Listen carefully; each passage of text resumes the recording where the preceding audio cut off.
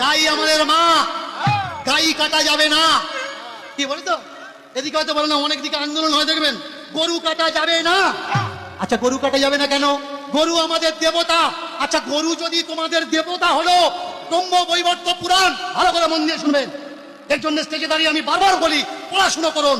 ব্রহ্ম বৈবর্ত পুরাণ কৃষ্ণ জন্মখণ্ড 106 নম্বর অধ্যায় 61 নম্বর 62 নম্বর 63 নম্বর শ্লোক পড়ে নিন।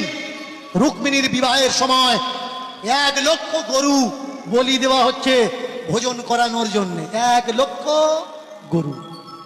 গরু যদি মা হলো, গাই যদি মা হলো, তাহলে রুক্মিণীর বিয়েতে 1 লক্ষ গরু কিভাবে কাটা হচ্ছে নিজেকে প্রশ্ন করেছেন? আমাদের ধর্মগুরুদের জিজ্ঞাসা করেছেন যে আমাদের ধর্মগ্রন্থে গরু কাটার প্রসঙ্গ কিভাবে আসে? আসসালামু আলাইকুম গাইস, দেখুন এই হিন্দু ভাইটা গরু কাটা নিয়ে কিভাবে কথাগুলো বলল, একদম সঠিক। আপনারা বুঝে শুনে কথা বলবেন।